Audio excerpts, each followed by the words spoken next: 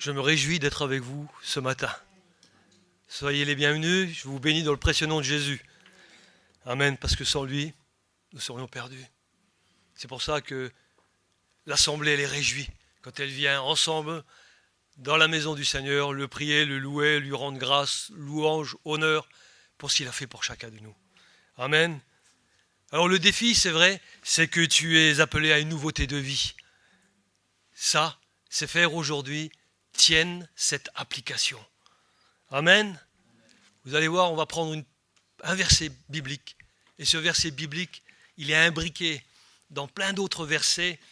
Mais lorsqu'on sort un verset biblique, on sait déjà qu'il va nous faire du bien, qu'il est là pour nous procurer ce dont nous avons besoin aujourd'hui. Amen. Parce que Dieu est un Dieu d'abondance, c'est celui qui nous donne le pain de chaque jour, et ce pain qui nous fortifie, il est là pour nous aujourd'hui. Amen. 2 Corinthiens 5, 17.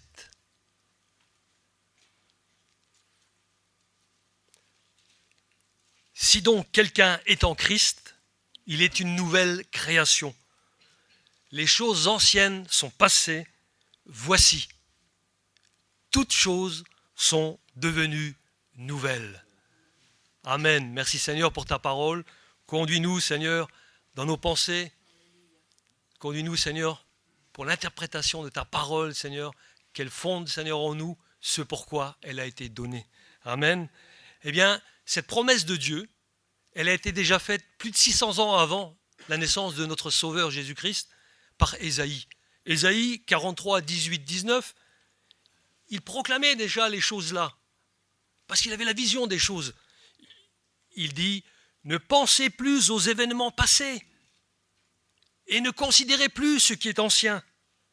Voici, je vais faire une chose nouvelle sur le point d'arriver. Ne la connaîtrez-vous pas ?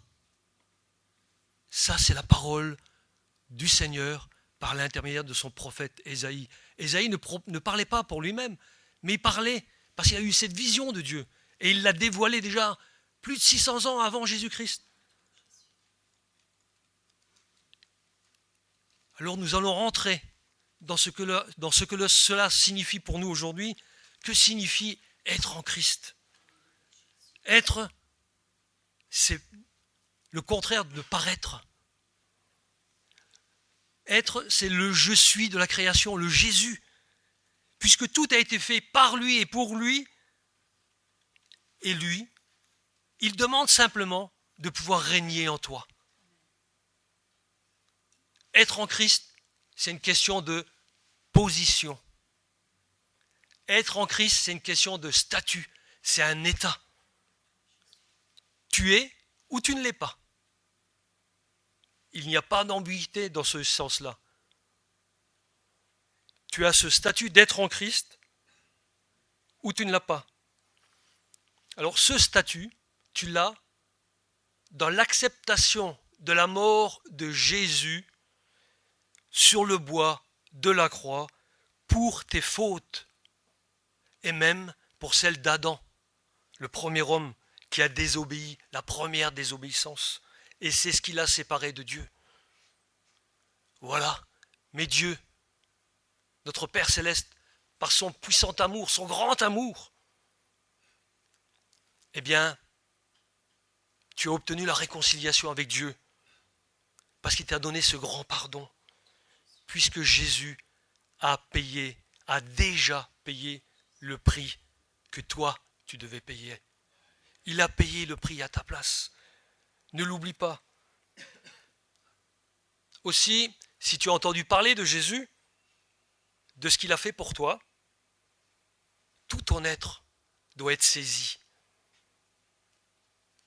Et cela va t'amener à changer de mentalité. Tu vas croire désormais à cela. Jésus a payé le prix pour moi. Merci Seigneur. Oui, désormais tu vas croire à cela. Et tu vas passer par le chemin de la repentance. Tu vas passer par la repentance. La repentance, c'est pas avoir du remords. La repentance, c'est avoir cette chose au fond de son cœur qui crie Seigneur, mais sans toi, je serais perdu.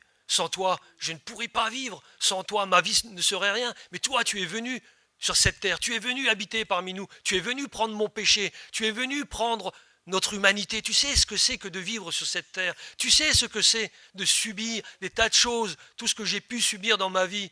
Tu sais aussi ce manque de pardon que j'ai pas osé donner, que j'ai pas osé accorder à celui que j'ai offensé. Mais toi qui étais offensé, tu as pardonné, puisque tu as crié, Père, pardonne-leur, car ils ne savent pas ce qu'ils font.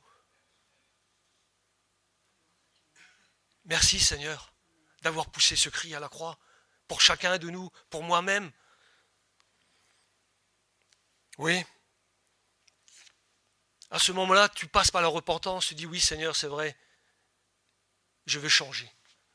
La voie que je suivais, c'est fini. Je veux changer de vie, Seigneur. Accorde-moi cette vie. Seigneur, accorde-moi cette nouveauté de vie. Seigneur, parce que je veux te suivre à cause de ton grand amour. Ce grand amour que tu as donné pour moi.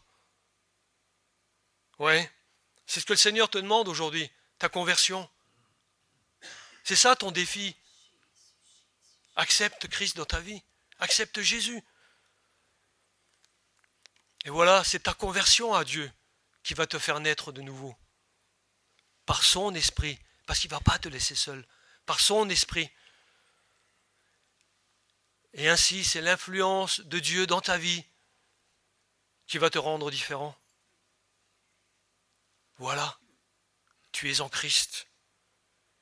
Puisque tu es en Christ, tu bénéficies de son statut à lui et de sa destinée céleste.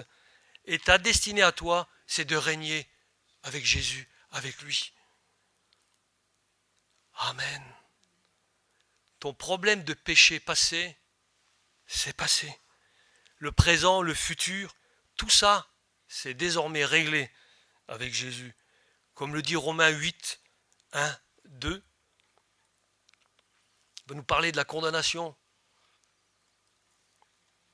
Mais Paul, quand il s'adresse aux Romains, il leur dit, il n'y a maintenant aucune condamnation. Comprenez bien, aucune condamnation pour ceux qui sont en Jésus-Christ. En effet, la loi de l'esprit de vie en Jésus-Christ, m'a affranchi de la loi du péché et de la mort. C'est pas merveilleux?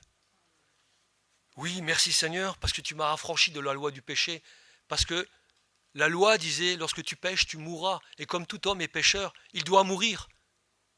Mais là, le Seigneur nous montre qu'en lui, nous avons la vie éternelle. Nous sommes passés de la vie, de cette vie charnelle que nous avions, à la mort avec Christ sur le bois de la croix, enseveli avec lui, mais ressuscité aussi avec lui, à une vie nouvelle, Et cette nouveauté de vie qui t'appelle aujourd'hui à agir, à bouger, et à te réjouir dans le Seigneur. Amen. Oui, c'est vrai, Jésus l'a réglé une fois pour toutes, cette condamnation, à la croix pour toi. Jésus a accompli toutes les exigences de la loi. Maintenant, quelles que soient tes faiblesses, tes erreurs, tes manquements, à saisir cette victoire en Christ. Oui, maintenant. Quelles que soient tes faiblesses. Parce que quelquefois, tu ne peux pas saisir cette victoire que tu as en Christ. Mais il faut que tu la saisisses. Il faut que tu dises, oui Seigneur, je le reconnais. Cette victoire, je l'ai aujourd'hui. Eh bien, Dieu ne te regarde plus comme un pécheur, mais comme son enfant bien-aimé. Alors, ne laisse pas la culpabilité, le regard des autres t'empêcher de bénéficier de ce statut en Christ. Et si tu n'as pas encore saisi son grand amour pour toi, laisse-toi toucher maintenant. Laisse-toi toucher par la grâce de Dieu. Laisse-toi toucher parce que ce que Dieu a déjà préparé d'avance, comme Ésaïe le disait. Ne pensez plus aux événements passés. Ne considérez plus ce qui était ancien, votre ancienne vie. Voici, c'est Dieu qui te parle. Je vais faire une chose nouvelle qui est sur le point d'arriver. Et il t'interroge. Ne la connaîtrais-tu pas? Mais c'est beau et merveilleux. Amen. Laisse-toi toucher par la grâce du Seigneur. Amen. Nous avons chanté ce chant, toute la création à notre Dieu. Eh bien oui, être une nouvelle création, c'est la suite de si donc quelqu'un est en Christ, il est une nouvelle création. Mais c'est vrai, lorsque Dieu a créé le premier homme, Adam, la première femme, Ève, l'être humain n'avait pas été créé pour être souillé par le péché. Il y avait une relation de confiance, il y avait une relation d'amitié, mais tout cela a été rompu par le péché, par la désobéissance d'un seul homme avec Dieu. Un seul homme a entraîné toute l'humanité. Et oui, et depuis l'humanité entière gigeait sous la domination de Satan. Toute la race humaine était devenue condamnable aux yeux de Dieu. Pas un seul juste. Tous sont pécheurs. Mais Dieu a tant aimé les hommes qu'il a envoyé son Fils bien-aimé afin que quiconque croit ne périsse point, mais qu'il ait au fond de lui la vie éternelle. Amen. Dieu, dans son amour, nous a créés, nous a recréés dans une nouvelle humanité. Nous allons prendre Jean 1, 12, 13. Et dans cette nouvelle humanité, il y a eu une transformation. Et cette transformation, elle a été reçue par la parole. Écoutez ce que dit Jean.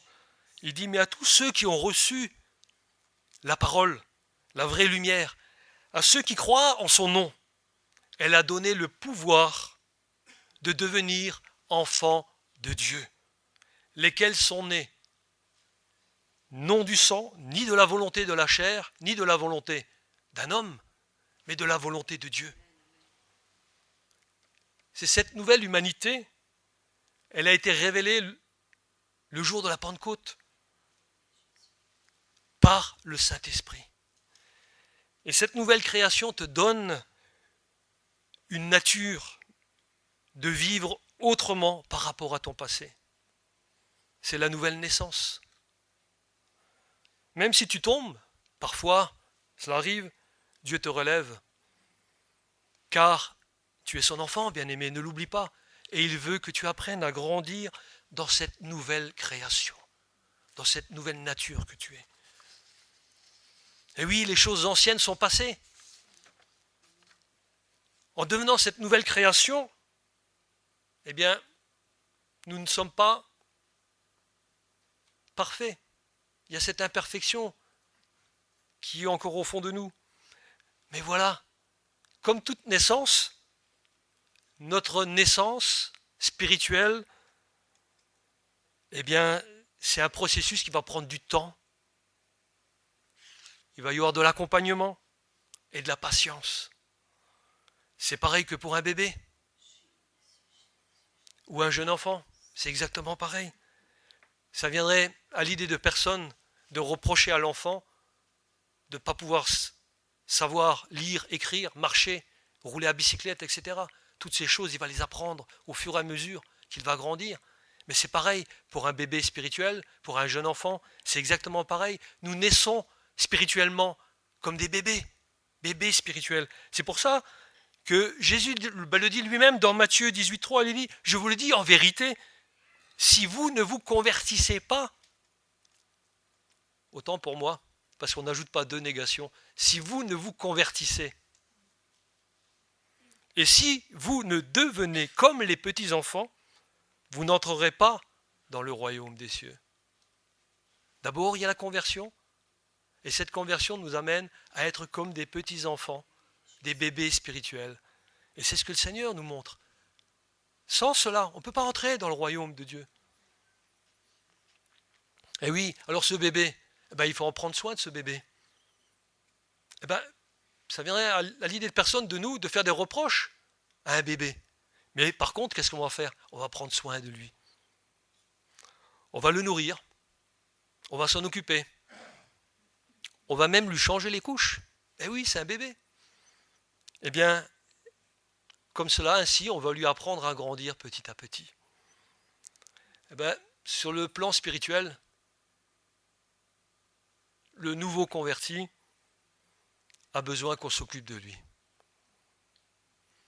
il a besoin d'être aidé dans son apprentissage de la vie avec Dieu. Et quelquefois, il faut changer les couches. Eh oui, c'est ainsi. Eh oui, parce que lorsqu'on est bébé spirituel, eh ben, ça nous arrive quelquefois de nous lâcher. Et là, effectivement, nos frères, nos sœurs qui sont autour de nous, eh ben, ils le comprennent bien. Hein. Ils disent, ouh là là, ça va pas trop bien avec lui en ce moment. Ben, il va falloir que je m'en occupe. Eh bien, merci Seigneur, parce que nous, on se réjouit d'être avec le Seigneur, parce qu'il nous indique d'aller vers la personne, de lui donner des conseils, de lui donner des paroles qui vont pouvoir l'exhorter, qui vont pouvoir la fortifier, l'encourager à rester ferme, parce que c'est un bébé et que nous-mêmes nous sommes passés par là, et que nous-mêmes peut-être un jour on aura besoin de cette attente de l'autre qui viendra nous aider dans notre vie. Amen. C'est ça le peuple de Dieu. Le peuple de Dieu, il est tous ensemble.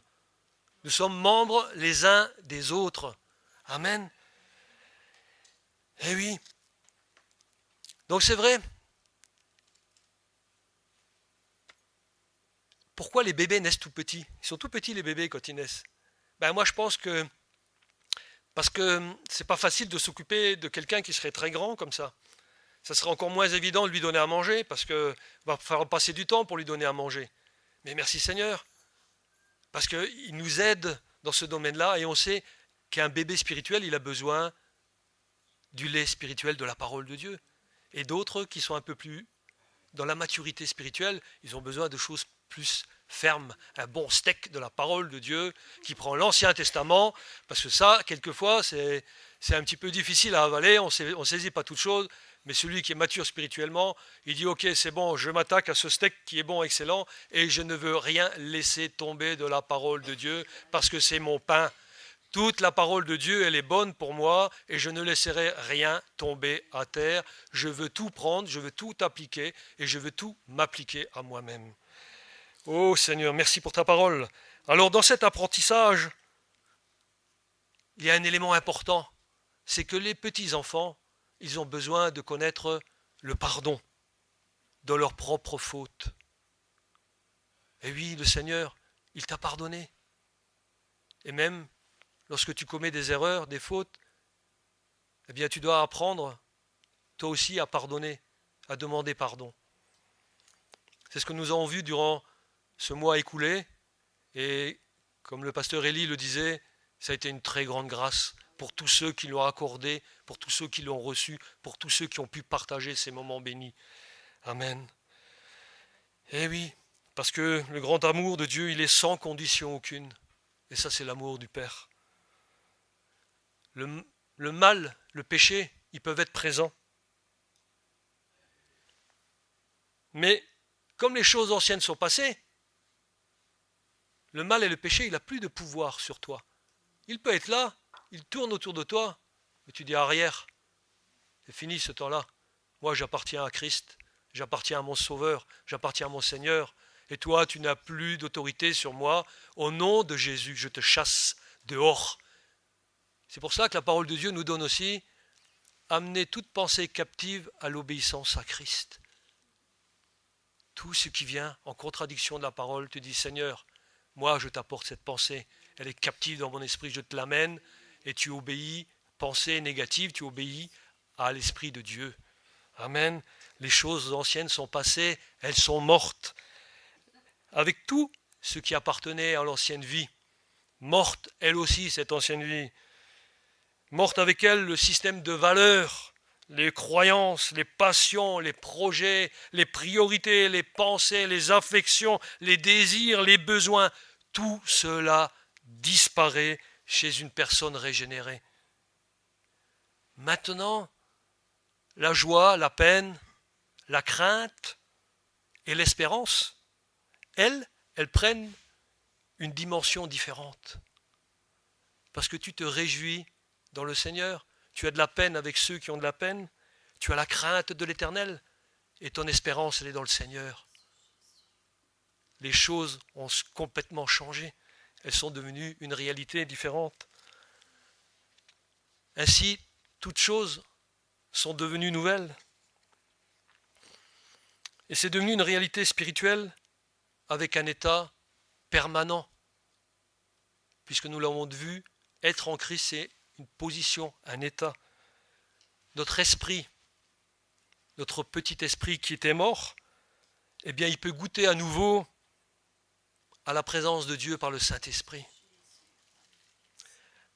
Notre destinée ancienne, qui était l'enfer, elle a été changée par la grâce souveraine de Dieu, par Jésus.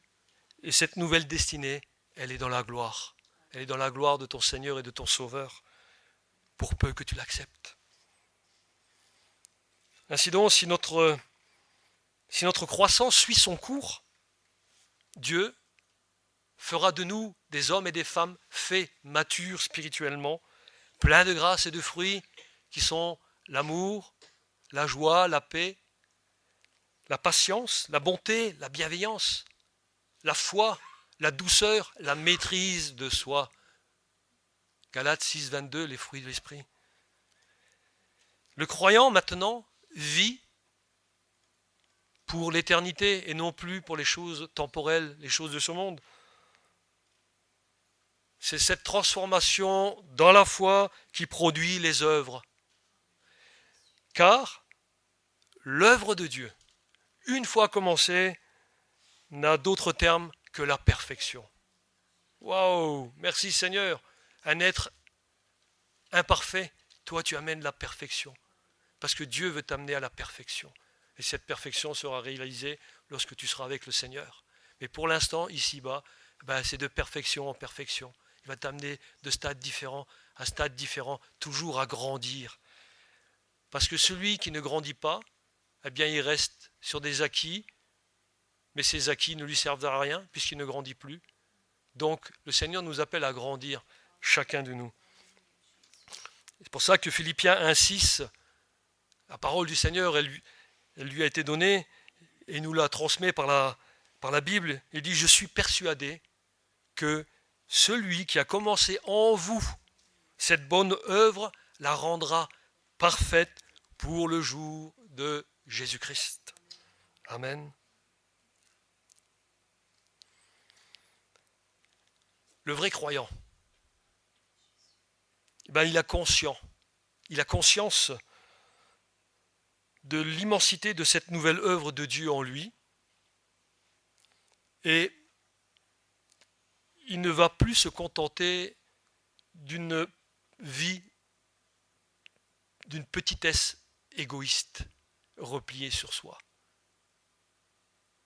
Parce qu'il va donner sa vie pour servir, il va donner sa vie pour être à l'écoute, il va donner sa vie pour aider, il va donner sa vie pour fortifier les uns les autres, il va donner sa vie par même la libéralité, les moyens financiers qu'il a. Il va aider, simplement il va aider.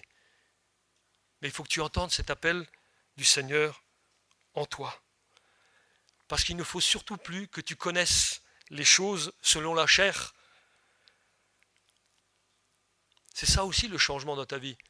Connaître les choses selon la chair, c'est-à-dire ne plus juger les personnes sur leurs apparences ou sur les choses anciennes qu'elles étaient elles avant de venir au Seigneur. Tout ça c'est fini. C'est fini pour toi, c'est fini pour elles. Nous ne portons plus de jugement sur ces personnes, sur les personnes qui viennent au Seigneur. Au contraire, on se réjouit dans le Seigneur que chacun, chacune vienne et qu'elle soit, et que nous soyons ensemble pour porter du fruit tous ensemble pour le Seigneur. Merci. Ainsi, nous sommes devenus non plus des citoyens de ce monde, puisque c'est l'actualité aujourd'hui. Nous allons voter, pour certains d'entre vous, dans les municipales. Mais nous sommes citoyens du ciel.